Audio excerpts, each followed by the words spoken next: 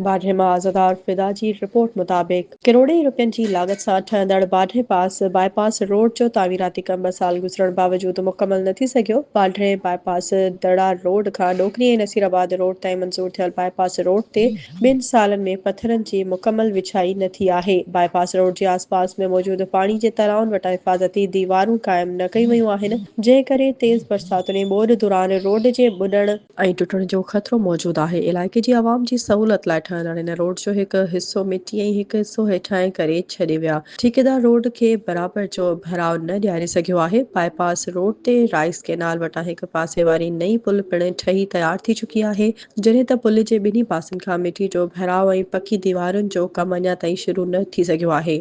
सिमशाख वटां ठहियल नंढी पुल पिणु ठही तयार थी चुकी आहे, पर पुल जे ॿिन्ही पासनि खां अञा ताईं मिटीअ जो भराव आहे। बाढ़े बाईपास रोड जो कमु सुस्त रफ़्तारी सां हलण करे शहर में ट्रैफिक जाम रहण जो आज़ार वधी वियो आहे। शहरनि डिप्टी कमिश्नर लाड़काणो ऐं provincial highways authority division Larkana खां मुतालबो कयो आहे त बाईपास रोड जो कमु जल्द मुकमल कराए आवाम जूं तकलीफ़ूं दूर कयूं वञनि।